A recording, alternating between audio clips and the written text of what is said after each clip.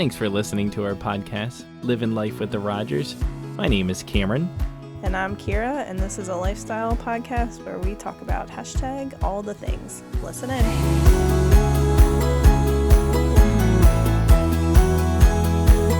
Hello, listeners. This is Cameron, and we have Kira here. Hello. And we are talking about weddings. So our podcast today will go all into the nitty-gritty of weddings. Yes, wedding days. We have seen a lot of good things on wedding days and some not so good things on wedding days, mostly good.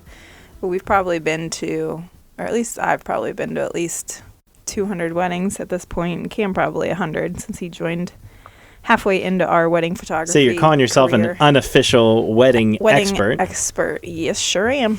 Yes, sure am. So we would love to talk about a little bit of our wedding day, what we've seen as wedding photographers, and what we've experienced, and then share with you some feedback, our top 2, maybe 3 if you're lucky, tips as to how you can experience a great and successful wedding day, and also some, would you say, some unpopular opinions maybe? Yeah, that's a good word. So basically, if we break wedding day into 4 parts, it would be before the ceremony, the cocktail hour, and the reception. That's kind of like the 4 major parts of the day. So I think what we were talking about is the biggest thing that we feel affects how much fun a wedding day is going to be or how smooth it's going to go is the bride's demeanor and like her vibe on the wedding day. So like if she's stressed, everybody's stressed. If she's chill, everybody's chill. If she's happy and excited and wanting to party, everybody's ready to rage. So I feel like the number one determining factor, I don't know really how you say that. Number one determination, I like it. Would be how is bride's vibe on wedding day. So that is definitely something to consider. Now, there's a lot of factors that go into what's going to determine her vibe. So, obviously hiring professional vendors that you trust and know are going to get the job done is going to help your mood and your stress level a little bit. And I think also who you surround yourself with on wedding day can also help influence the bride's vibe. I love what you're saying, the bride vibe. I know from working weddings with you and being with the guys, so typically when we work a wedding, Kira, you're with the bride side and I'm with the groom side, and you can feel different energies, different excitements, different levels of fun, enjoyment based on how the bride is doing, and you feel that energy even on the groom side. If there's a little bit of nervousness, you can feel that nervousness has been shared with the groom as well. And so I'm with you. Big deal of the bride vibe. I would like to kind of go into that a little bit. What are ways to help with that? And I know there was one thing that we did in our wedding day that may actually be a good example that you can share as to how to start off the day with a good vibe. Yeah, so when we got married like 11 years ago, first looks weren't a thing, but we still wanted to see each other before the ceremony. So we met sometime in the morning, and I think we exchanged letters, went on a little walk, just got to see each other the day of, so it helped with a little bit of like the pre-wedding jitters. It was just like a special time that we didn't have any like photo or video at that time of the day, so it was nice like just to be ourselves and not feel like somebody was like watching us and watching what we said. So that helps if you're not doing a first look, which I can talk about in a minute. Well, and from my perspective, there's just so much that goes into a day. I know from a groom's side, and at least the guys, and I'm kind of making an assumption here, but a lot of times we talk about the wedding day is for the woman, the wedding day is for the bride, and we just have to get through it, and then the honeymoon's the guy time, right? That's the fun. That's when the fun begins. And I think there needs to be a shift from the guy's side, but that shift can really happen when we work with a bride that's willing to have a lot of fun and kind of take those expectations and calm them down a little bit would be, I guess, the way I would put it, and lighten it up. Look, life is messy. Life is just crazy. Obstacles come all the time. Every single day there's nothing but challenges that are right around the corner. So why do we treat wedding days as if it's not going to be filled with a challenge or two or unmet expectation? Because that's just life. Life is full of that. Yeah. I got just stumped. I mean, it was like that was the deepest thing I think I've ever said in my life. And now I'm just trying to figure out where to go from there.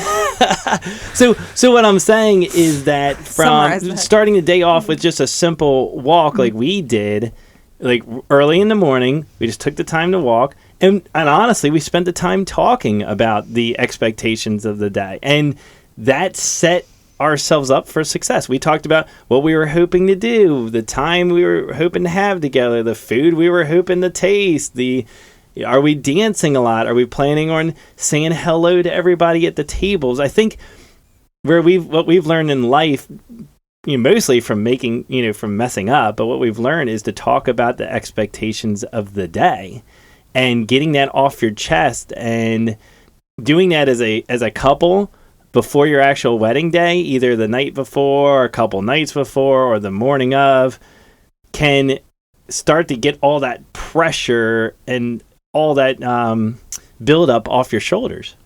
Yeah, that's fair. Speaking of first looks or not seeing each other or seeing each other, I always recommend a first look just because from a logistical standpoint, it just makes more sense for the day. So it makes sense to me to get the 45 minutes of pictures done before everybody is there and before they're serving food and drinks. Well, you can eat and drink in the bridal suite, but before your caterer is serving all the good stuff, just knock it out beforehand. We still have seen grooms that cry when their brides walk down the aisle, even if you do a first look, which even then I would say only like maybe 20% of our grooms actually get emotional because unfortunately, and this is a hot topic for another day, men were not, our generation of men were not raised to show emotion, so that's just like not going to magically happen on a wedding day because if your guy isn't already normally emotional, it's not going to just like come out of him on a wedding day. All right, men out there, cue the tears, okay? It's okay. Fake the tears. No, but so I know a lot of people are worried about a first look taking away from their guy's reaction, and I think that you get a more genuine reaction when you do a first look because it's private and there's not as many people watching and the guy feels more comfortable to share and express how he feels without all of the eyes and expectations of everyone looking to see his reaction. Well, isn't that another way that, and I don't know, you can disagree or agree with this, that the pressure of the day, it's there. And just taking the time, even just 5 minutes to see each other, that helps alleviate some of that build up before the ceremony. So you can let some of that emotion go down. And if anything, it's an opportunity just to be on the same page again. It provides another opportunity to just check in with each other. How the day, how was the morning? How are things going? Yeah, it definitely helps with nerves and, kind of just normalizing the day a little bit and not making it this like big, giant, huge thing. It doesn't need to be all of that. Moving into the ceremony, we knew our officiant very well. We had like a really good personal relationship with him at our wedding, so he was able to tie our story and a little bit about us into our ceremony, which made it personal, which I feel like our guests enjoyed the more personal aspect. He also like cracked a couple jokes, which was awesome to kind of keep it light. So definitely keeping it short and sweet and maybe choosing an officiant that you get to spend some time with beforehand so that they can really make your ceremony personal, I think. I know we appreciate a good joke, or even when a mistake is made. We've had one where I believe the officiant, and this is at a Catholic ceremony, where they actually messed up the groom's name. But what it did is everybody laughed. Everybody had a good time. Even a mistake can turn into something good. But that's also where having the bride vibe, right? Having that expectation. When the mistake is made, what's the worst that's going to happen? The worst that's going to happen is everybody's going to crack a laugh, and the party's going to start a little earlier, and everybody's still going to have fun. Because think about it this way, everybody that's coming there, they're about to get some free food and drinks, so they're there to have a good time and to celebrate. Yeah, so short and sweet is the way to go with the ceremony, we think. Just if you're looking for your guests to be happy and also you don't want to be hanging out up there forever, you kind of want to just get to celebrating with your people. Another thing I forgot to mention about the first look too is when you go to cocktail hour, you can get your mingling with guests out of the way, so that when you get to the reception, you can actually sit and eat your dinner. And then when the dance floor opens, you don't have to spend time going to each table. And you'll also see people on the dance floor. So even if you don't see everybody at the cocktail hour, you'll still have an opportunity to mingle with people when they come out to the dance floor. But going to cocktail hour and not having to spend the whole time doing pictures can definitely help you get around to say thanks to all your guests and kind of pop in and visit with them, which is helpful. So you're throwing in a little bonus tip there, huh? Another reason for the first look. Another reason. Yeah, so we were also talking about just, and I kind of said this earlier, but like having professional vendors that you either someone has used them so that they've seen their reliability and their professionalism, or, they're highly suggested by your vendor. That's another person that you can trust because obviously the vendor has worked with them before. But when you hire good professionals, they're going to take care of you on your day, and that definitely helps with stress and anxiety and all of that. Oh, and it helps with the bride vibe. But so a good caterer is even if you do have to take some pictures during cocktail hour, they're going to make sure you still have a plate of food. They're going to come get you drinks. And then even, at the reception, they're going to be looking out for you like, hey, do you need anything? Do you want more of this? So finding good vendors is so important. Let's talk about the importance of having a good DJ. On our wedding day, and this is no offense to the person that we asked to do this because this was all on us. Well, because we hung them out to dry. We were like, we're just going to queue up some songs on an iPod and you can MC the day and it'll be fine. And it was fine. There was nothing wrong. I just think our day would have been a little bit smoother and a little bit more professional and vibrant if we had gone the professional DJ route, because when you have a good DJ, there's not awkward transitions. They know how to be smooth with their words and keep the flow of the day going and get people on the dance floor, and they know when's the time to take a break and do a slow song, and hey, when do I need to play an older song to get the older crowd out, or they keep the party moving, which is super helpful. Well, remember ours, I think that was still during the Napster era when we were downloading songs, and some of the quality. I remember the quality of some of these songs. I was like, this is the worst. And our wedding guest brought it.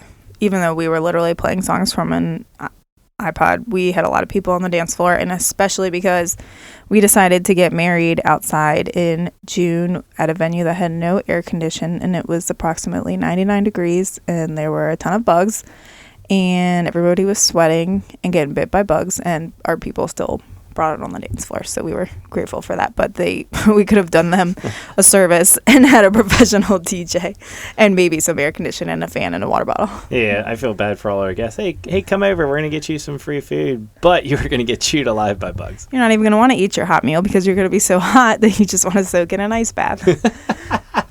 We made it work, but definitely DJ, caterer, photographer, and possibly a day of coordinator is where you want to spend the majority of your budget. Venues can be flexible, as like I said, as long as you're choosing somewhere that makes sense for the season that you're getting married in. Obviously, that's common sense that we overlooked. But that, there's so many good venues. I don't really feel like I could say, oh, you have to get married here. We've worked at so many great venues, so that's not as big of a deal, I feel like.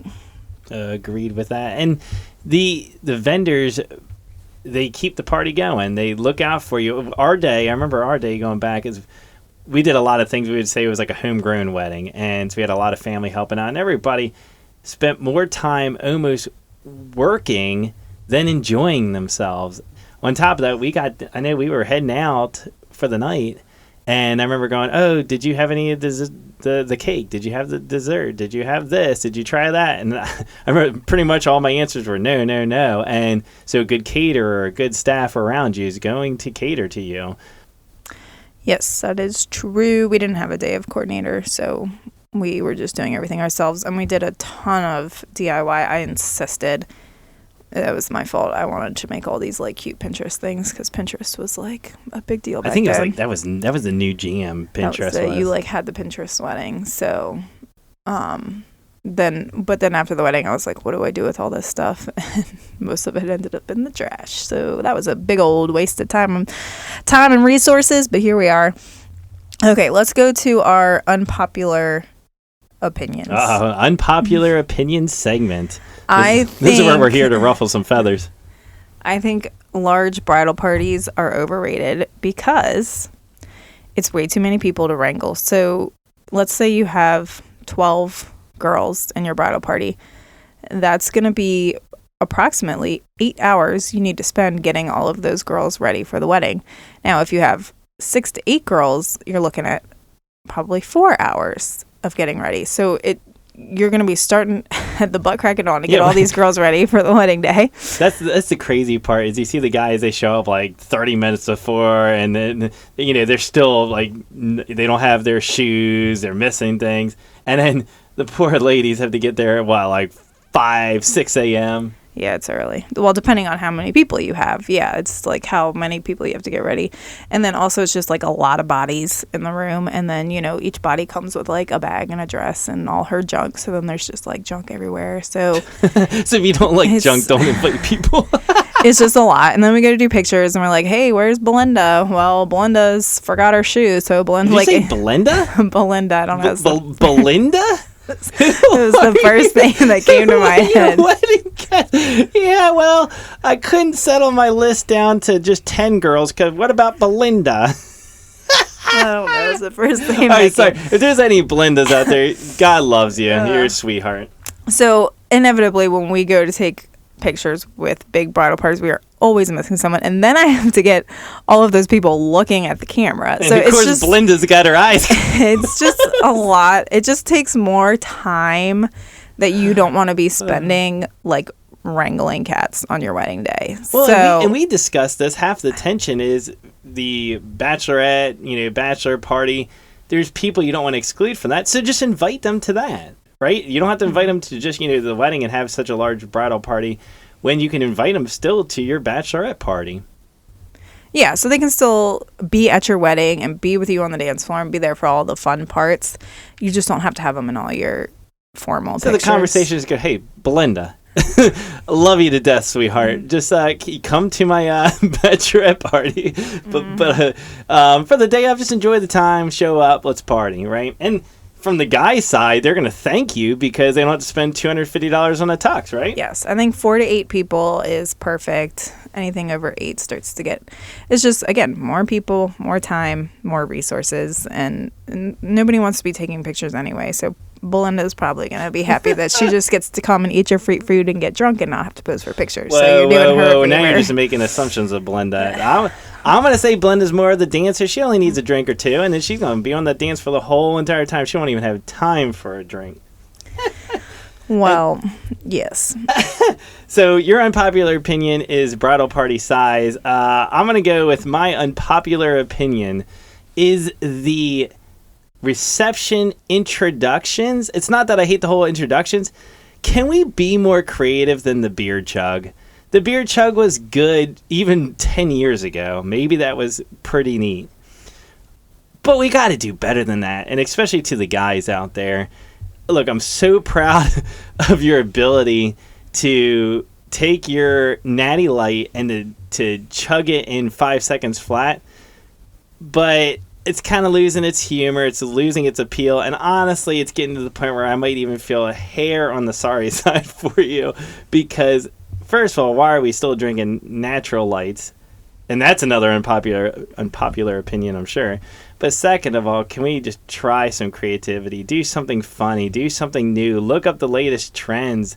I don't know. High five each other. Let's bring a high five back. So for me, I'd say my unpopular opinion is the classic beer chug entrance. I will say on the topic of entrances, my favorite entrance that I've ever seen, and this is really hard to pull off, so I don't expect this at every wedding, but the bridesmaid and the groomsmen had switched their outfits, and that was hilarious. And then also at a wedding we just did in January, they had all the groomsmen lift the bride and the groom up on their shoulders, and they came in like royalty, and that was also hilarious. So we have seen some creative things, and then we've also seen some duds. So one of my favorite memories is one of the groomsmen stuffed his coat jacket with candy, and he had his bridesmaid come and hit him with just a soft plastic bat, and he threw the candy out to act like a piñata. So that was one of my personal favorites. Yeah, that was pretty good.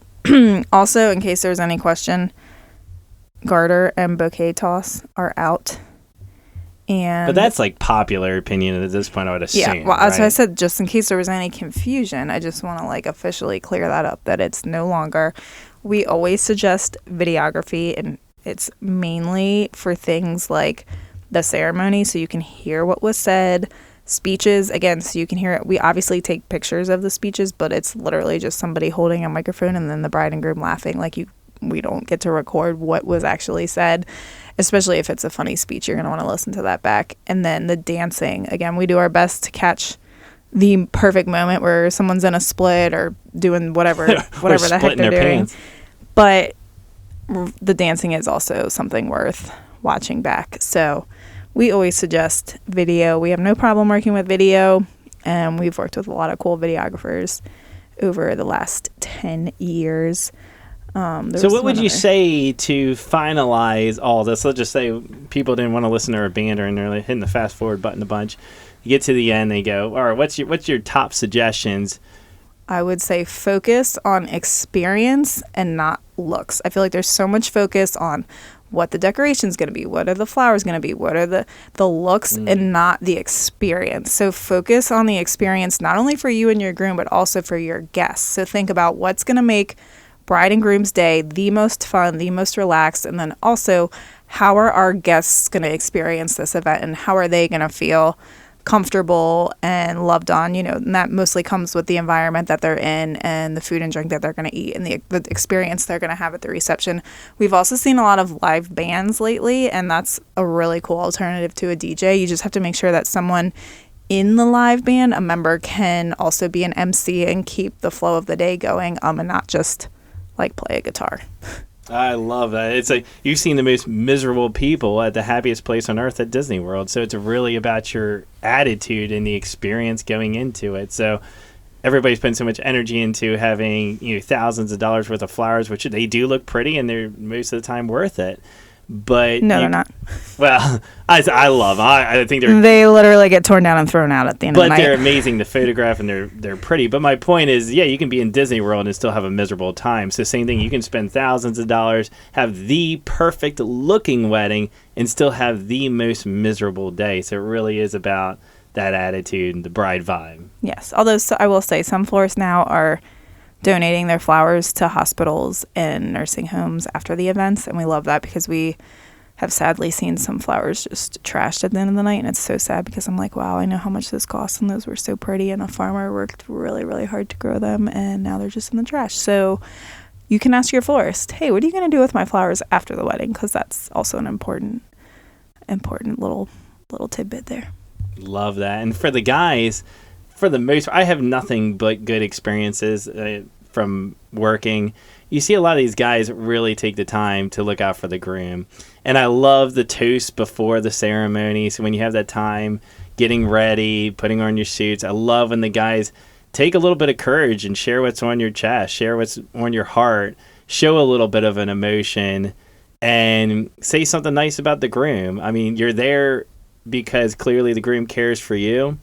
And whatever's in your heart, share it. And the brotherhood that comes from that moment is incredible, and it lasts all through the wedding day and beyond. So my best advice would be share what's on your heart, enjoy that moment, enjoy that time, and help keep the groom loose before the big day. All right, we're going to wrap that up for today. If you guys have any questions about anything we said today, you can find me on Instagram at Kira Nicole Photography.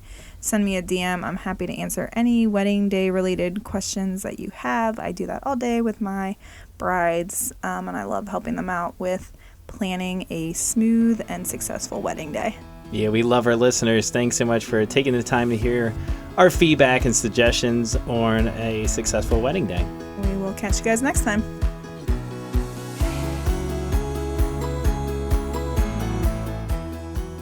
Thanks for listening to Living Life with the Rogers with Cameron and Kira. You can find us over on Instagram at Kira Nicole Photography. We post on there a lot, and if you want to hear future episodes, make sure you follow and subscribe.